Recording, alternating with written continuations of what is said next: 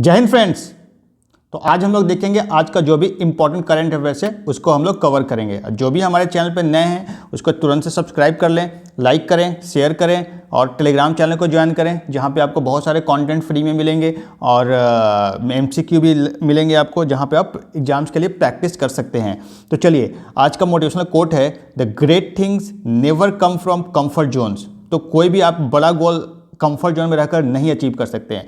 Comfort zone को ही change कर दीजिए। कंफर्ट जोन आप क्या बनाइए, हार्डवर्क को कंफर्ट जोन बना लीजिए। तो जब वो आप कंफर्ट जोन हार्डवर्क को बनाएंगे तो ऑटोमेटिकली आप मेहनत करते रहेंगे और आपका गोल को अचीव करने में ये काफ़ी हेल्पफुल होगा। चलिए, आज का पहला क्वेश्चन हम लोग लेते हैं जो कि बहुत ही इंपॉर्टेंट है एग्जाम पॉइंट ऑफ व्यू से। NATO has signed a contract two by 1000 unit of which missile defence system. तो नाटो मेंबर जो है, कंट्रीज जो है, अभी साइन किया है कॉन्ट्रैक्ट जो 1000 यूनिट मिसाइल जो है वह खरीदेगा। तो वो कौन सा डिफेंस सिस्टम मिसाइल है वो? तो वो है पैट्रियट। क्या नाम है उसका?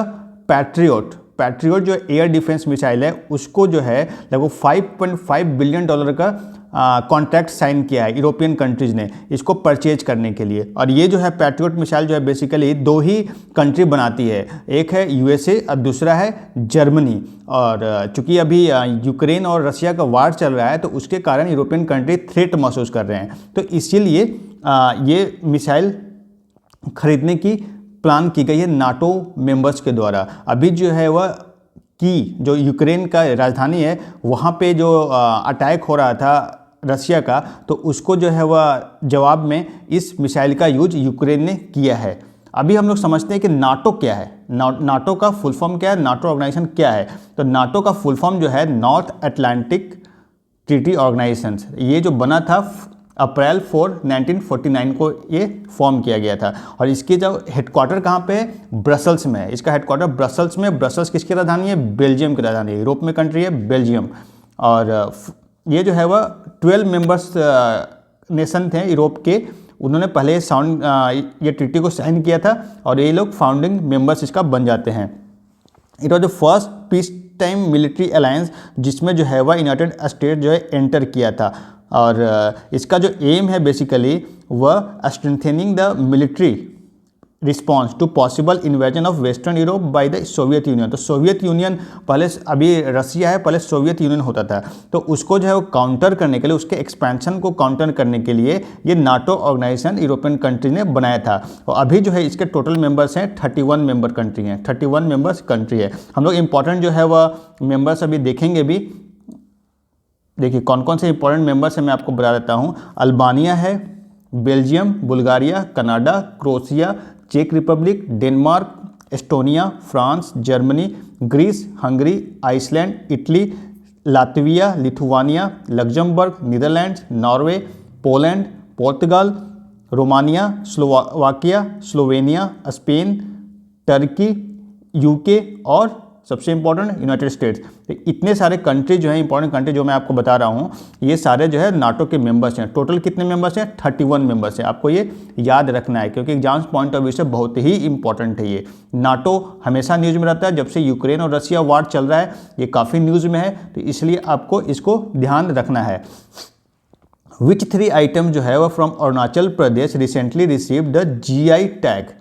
GI टैग जो है अभी जियोग्राफिकल इंडिकेशन टैग जो है अभी अरुणाचल के 3 प्रोडक्ट्स को दिया गया है। तो वो कौन कौन से है? वो है, उसका नाम क्या है? आदि केकिर, फिर तिब्बतन कारपेट्स और वांचो वुडन क्राफ्ट्स। ये जो है तीनों जो प्रोडक्ट हैं इनको GI टैग दिया गया है। अब इसमें देखिए प्रोडक्ट कौन कौन से है हमारे। ये जो है बेसिकली आदि केकिर जिंजर है, जिंजर का एक वैरायटी है, अदरक जिसको कहते हैं। और ये तिब्बत कारपेट है और ये जो है वुडन स्कल्पचर इससे बनाया जाता है, तो वांचो। और GI टैग क्या होता है? GI का मतलब क्या होता है? इसमें जो है ये सर्टिफिकेट दिया जाता है, सर्टिफाइड स्पेसिफिक प्रोडक्ट, जो कि ऑरिजिनेटिंग फ्रॉम पार्टिकुलर रीजन। और ये हेल्प करता है मार्केटेबिलिटी में। अगर आपको जीआई टैग किसी को मिल गया, जैसे बनारसी साड़ी को मिला है जीआई टैग वाराणसी से, तो उसकी पॉपुलरिटी बढ़ जाती है, उसकी ऑथेंटिसिटी बढ़ जाती है और उसका पहचान में मदद मिलता है। तो इससे क्या होता है कि जो आर्टिसंस हैं, जो कंपनी है, जो लोग इसमें इन्वॉल्व हैं, उनका सेल बढ़ जाता है और कहीं ना कहीं उनको रिकॉग्निशन मिलता है। तो ये एक हेल्पफुल, बहुत ही अच्छा स्टेप है और जिस प्रोडक्ट को भी मिल रहा है उसका कहीं ना कहीं पॉपुलरिटी, पब्लिसिटी होता है। अब आई है अरुणाचल प्रदेश की। तो अरुणाचल प्रदेश के बारे में जानते हैं। अरुणाचल प्रदेश जो है वह ईस्टर्न मोस्ट बॉर्डर है इंडिया का। ये क्वेश्चन 2015 में यूपीएससी ने पूछा है प्रीलिम्स में कि सबसे ईस्टर्न बॉर्डर जो है वह कौन सा स्टेट का इंडिया का लगता है, तो वो है अरुणाचल प्रदेश। इसकी राजधानी कहाँ पे, ईटानगर में है। और इसका जो बॉर्डर है वो 3 कंट्री से टच करता है। एक इधर चाइना हो गया, इधर भूटान हो गया और इधर जो है म्यांमार हो गया। अगर आपसे क्वेश्चन आए कि कौन से कंट्री का बॉर्डर, म्यांमार से सबसे लंबा बॉर्डर कौन सा स्टेट का टच करता है, तो उसका आंसर होगा आपका अरुणाचल प्रदेश। उसका आंसर क्या हो जाएगा, अरुणाचल प्रदेश। अरुणाचल प्रदेश की अभी जो है वह करंट चीफ मिनिस्टर कौन है, पेमा खांडू। ये अक्सर न्यूज में रहता है। तवांग ये एरिया है, चाइना इस पे दावा करता है, पूरा अरुणाचल प्रदेश पे ही वो दावा करता है, तो कहीं ना कहीं ये न्यूज़ में अक्सर बना रहता है। तो आप अरुणाचल प्रदेश के बारे में आपको जानना है। यहीं से जो है ब्रह्मपुत्र रिवर इंडिया में एंट्री करती है और फिर जो है आसाम होते हुए फिर बांग्लादेश होते हुए जो है वह बे ऑफ बंगाल में मिल जाती है। चलिए नेक्स्ट हम लोग चलते हैं। अगला क्वेश्चन है, बहुत ही इंपॉर्टेंट है। What is the name of female चीता जो कि रिसेंटली 3 बच्चों को जन्म दी है? कहाँ पे, कूनो नेशनल पार्क मध्य प्रदेश। तो अभी ये न्यूज़ में था, नामीबिया से चीता लाया गया था। हमारे यहाँ चीता लगभग एक्सटिंक्ट हो चुका है, तो उसको जो है वह बढ़ाने के लिए ये लाया गया था। तो उसका नाम जो है आशा है। उसका नाम क्या रखा गया, आशा। तो ये आपको ध्यान रखना है। इसका नाम जो है प्रधानमंत्री हमारे नरेंद्र मोदी खुद ही रखे थे। चलिए नेक्स्ट क्वेश्चन चलते हैं, बहुत ही इंपॉर्टेंट है। Who is the author of recently release book? Title उसका है वाई भारत मैटर्स। तो ये बुक अभी रिलीज किया गया। इसके राइटर कौन है, तो उन्होंने लिखा है एस जयशंकर ने, जो हमारे फॉरेन मिनिस्टर हैं। और ये बहुत ही अच्छी बुक है जो कि जो है इंडिया के बारे में और इंडियन फॉरेन पॉलिसी पे लिखी गई है। और नेक्स्ट जो चैलेंजेज है 2024 में, जो फॉरेन से रिलेटेड जो भी चैलेंज है, जियो पॉलिटिक्स से रिलेटेड चैलेंजेज है, उसको डिस्कस किया गया है इसमें। तो ये बहुत ही इंपॉर्टेंट है, आप चाहे तो पढ़ सकते हैं। आपके जो IR है उसको कहीं ना कहीं इम्प्रूव करेगा। यही है S Jaishankar. Which organization recently issued the standard of operating procedure for summoning government official in a judicial proceeding? तो बैक टू बैक जो है हमेशा गवर्नमेंट ऑफिशियल को सम्मन किया जाता है कोर्ट में, तो उसको जो है वह कहीं रोकने के लिए सुप्रीम कोर्ट ऑफ इंडिया ने एक SOP जारी किया कि बार बार जो है थोड़े थोड़े मैटर पर जो है वह गवर्नमेंट ऑफिशियल को हरास नहीं करना है, उनको सम्मन नहीं करना है। तो इसीलिए SOP जारी कर दिया गया। तो एक अच्छा स्टेप है एग्जीक्यूटिव जुडिशरी कोऑर्डिनेशन के लिए, और इससे जो है वह प्रोडक्टिविटी भी गवर्नमेंट ऑर्गेनाइजेशन की बढ़ेगी। अब सुप्रीम कोर्ट की बात है ये, तो हमारे CGI कौन है, DY चंद्रचूड़ हैं, चीफ जस्टिस ऑफ इंडिया। और जो सुप्रीम कोर्ट ऑफ इंडिया जो है वह कॉन्स्टिट्यूशन के पार्ट 5 में मेंशन्ड है, और आर्टिकल 124 जो है उसके अंदर establishment and constitution of supreme court ये मेंशन्ड है। आर्टिकल 129 क्या कहता है, सुप्रीम कोर्ट जो है to be a court of record. Court of records का मतलब क्या होता है, जो भी जजमेंट होगा वो कहीं ना कहीं कोर्ट किया जा सकता है। तो वो एक कोर्ट ऑफ रिकॉर्ड की तरह, वो एविडेंस की तरह जो है वह किसी भी लोअर कोर्ट्स में उसको कोर्ट किया जा सकता है, तो उसी को कहते हैं कोर्ट ऑफ रिकॉर्ड। आर्टिकल 131 क्या होता है, ये ओरिजिनल जुडिक्शन होता है सुप्रीम कोर्ट का, कि वहीं पे जो है वह डायरेक्ट अपील उसका किया जा सकता है। जैसे स्टेट और सेंटर का, 2 स्टेट का डिस्प्यूट है, उसको जो डायरेक्ट अपील किया जा सकता है सुप्रीम कोर्ट में। आर्टिकल 136 क्या कहता है, special leave to appeal by Supreme Court. Article 137 review of judgement और orders by the Supreme Court, तो सुप्रीम कोर्ट जो कोई भी जजमेंट का रिव्यू कर सकता है। Article 142 enforcement of decrees and orders of supreme Court and orders to discovery. तो ये है, बहुत ही इंपॉर्टेंट है। ये आपको कुछ आर्टिकल सुप्रीम कोर्ट से रिलेटेड है, उसको आप याद रखिएगा क्योंकि ये एग्जाम्स में पूछे जाते हैं। चलिए नेक्स्ट क्वेश्चन पर चलते हैं। रिसेंटली जो है what new What new requirement has the Election Commission of India introduced for registered unrecognized political parties seeking election symbol? तो जो पार्टी जो है वो जो पॉलिटिकल पार्टी इलेक्शन सिंबल के लिए अप्लाई करती है इलेक्शन कमीशन ऑफ इंडिया के पास, तो अभी जो है एक नया रिक्वायरमेंट ऐड कर दिया गया है, तो वो है ऑडिटेड अकाउंट्स कि आपका जो है लास्ट 3 ईयर्स, लास्ट जो है 3 फाइनेंशियल ईयर्स का जो है आपको अकाउंट, ऑडिटेड अकाउंट का जो है वह रिकॉर्ड देना पड़ेगा along with expenditure statement of last 2 elections, और उसमें जो है वह जो ऑथराइज ऑफिस बेयर है उसका सिग्नेचर भी उसमें रहना चाहिए। तो ये एक नया जो है वह क्राइटेरिया ऐड किया गया है जो भी पॉलिटिकल पार्टी इलेक्शन सिंबल चाहती है। तो कहीं ना कहीं एक अच्छा स्टेप है और अकाउंटेबिलिटी को बढ़ाएगा और ट्रांसपेरेंसी को भी इम्प्रूव करेगा। चलिए नेक्स्ट क्वेश्चन। अब इलेक्शन कमीशन का कॉन्स्टिट्यूशनल आर्टिकल क्या है? आर्टिकल जो है आर्टिकल 324। चलिए नेक्स्ट क्वेश्चन में चलते हैं। Which motivational speaker and NGO founder was appointed as a brand ambassador for the government's Viksit Bharat अभियान इनिशिएटिव? अभी जो है विकसित भारत अभियान इनिशिएटिव जो शुरू हुआ है तो उसको के लिए ब्रांड एम्बेसडर जो है गवर्नमेंट ने नियुक्त किया है। तो उनका नाम क्या है? अमिताभ शाह। आप लोग जो विवेक बिंद्रा और संदीप महर्षि नहीं मारिएगा, अमिताभ शाह ये जो हैं इनका NGO है, फाउंडर है युवा अनस्टॉपेबल, इनका NGO का नाम है, और इन्हीं को जो है वह गवर्नमेंट ने ब्रांड एम्बेसडर बनाया है। यही हैं जिनकी मैं बात कर रहा था ये बीच में, Amitabh Shah. Which company recently secured a contract to survey India's first PRT metro corridor using drones? तो अभी जो है कौन सा कंपनी है जिनको कॉन्ट्रैक्ट दिया गया है इंडिया का फर्स्ट PRT मेट्रो कॉरिडोर जो कि ड्रोन से उसका मॉनिटर किया जाएगा? तो ये है IG ड्रोन। इसका आंसर क्या है? IG drone.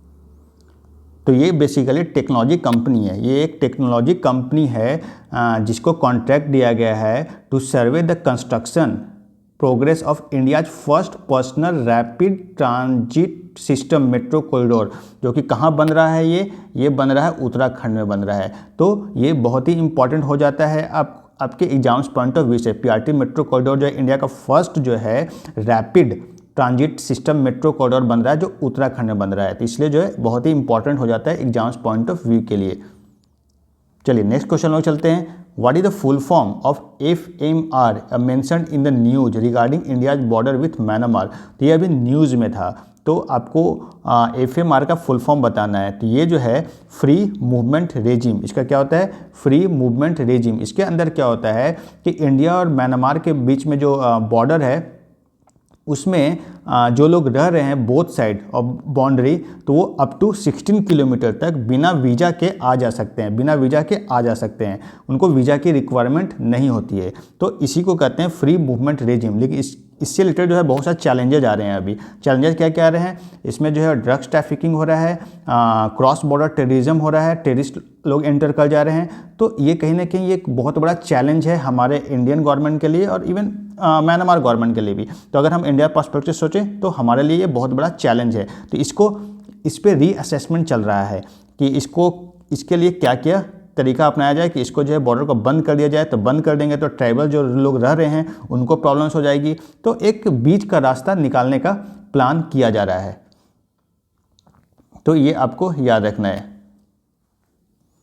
अभी थोड़ा मैप में हम लोग देख लेते हैं। जैसा कि मैंने आपको अभी रिसेंटली अरुणाचल प्रदेश के बारे में बताया था कि इंडिया बॉर्डर जो है लगभग टच करता है, जो सबसे ज़्यादा है 520 किलोमीटर का है। उसके बाद नागालैंड से बॉर्डर टच करता है, मणिपुर से, देन मिजोरम एक ऐसा स्टेट है जिसका बॉर्डर बांग्लादेश से भी टच करता है और म्यांमार से भी टच करता है। तो आपको ये याद रखना है मिजोरम की राजधानी कहाँ पे? Aizawl.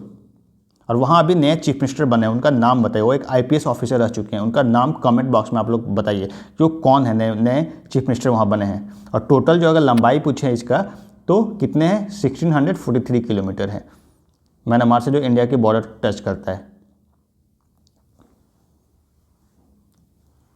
On the bank of which river West Bengal government plans to develop a tea park? तो अभी जो है वह ममता बनर्जी जो वहाँ के चीफ मिनिस्टर हैं वो विजिट पे गए थे दुबई, वहाँ पे उन्होंने ये मॉडल देखा, तो उसी को जो है उस वो सोच रही हैं कि इंडिया में अपने स्टेट वेस्ट बंगाल में इसको इम्प्लीमेंट किया जाए। तो कहीं ना कहीं दार्जिलिंग टी वगैरह जो है, वहाँ दार्जिलिंग में टी बहुत ज़्यादा प्रोडक्शन होता है, और वेस्ट बंगाल के नॉर्दर्न बेल्ट में भी टी प्रोडक्शन होता है, जैसे सिलीगुड़ी, न्यू जलपाईगुड़ी।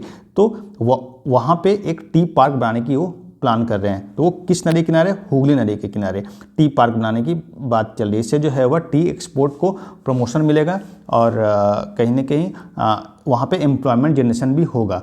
तो ये एक बहुत ही अच्छा स्टेप लेने को सोच रही हैं, और अप्रिशिएबल है। अब देखिए, वेस्ट बंगाल जो है, वेस्ट बंगाल की राजधानी कहाँ पे? कोलकाता है। कोलकाता के जो है ब्रांड एम्बेसडर को किन को बनाया गया है? दादा को बनाया गया है, सौरभ गांगुली को बनाया गया है। उससे पहले ब्रांड एम्बेसडर कौन थे वहाँ के वेस्ट बंगाल के? SRK, शाहरुख खान थे। 2012 से 2023 तक वही रहे हैं। तो यहाँ पे जो है वह सुंदरबन है। सुंदरबन का डेल्टा जो वर्ल्ड का सबसे बड़ा डेल्टा है, मैंग्रोव रीजन है, तो ये यहीं पे गंगा रिवर और ब्रह्मपुत्र रिवर दोनों, गंगा रिवर के यहाँ पे तो वह बनता है। और यहाँ पे सुंदरबन नेशनल पार्क भी है। सुंदरबन नेशनल पार्क भी है जो बंगाल टाइगर के लिए फेमस है, वहाँ पे टाइगर पाया जाता है। यहाँ पे एक और नेशनल पार्क है बहुत ही इंपॉर्टेंट, बुक्सा, अभी न्यूज़ में था, Buxa national park, West Bengal. तो ये आपको याद रखने हैं। वेस्ट बंगाल का बॉर्डर कौन कौन सा स्टेट से टच करता है? तो आप लोग को देखिए यहाँ पे, इधर बिहार से भी टच करता है, झारखंड से टच करता है, इधर उड़ीसा से टच कर रहा है, इधर आपका आसाम से टच कर रहा है। तो ये कहीं, ये और बांग्लादेश, इधर बांग्लादेश से इधर बॉर्डर टच करता है। तो ये एक इम्पॉर्टेंट है। यहाँ पे जूट का खेती बहुत ज़्यादा होता है, जूट जिससे आप बोरा रस्सी जो बनती है उसका प्रोडक्शन यहाँ पे बहुत ज़्यादा होता है। और जूट से तो आजकल काफ़ी कुछ बन रहा है, जैसे आप इवन बैग वगैरह बन रहे हैं। तो ये है पूरा आज का करेंट, जो आपके एग्ज़ाम पॉइंट ऑफ व्यू से बहुत ही इंपॉर्टेंट है। और हम लोग कल फिर मिलेंगे।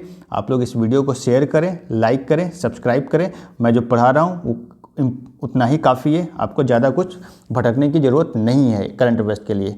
तो चलिए हम लोग कल फिर मिलेंगे, तब तक के लिए नमस्कार।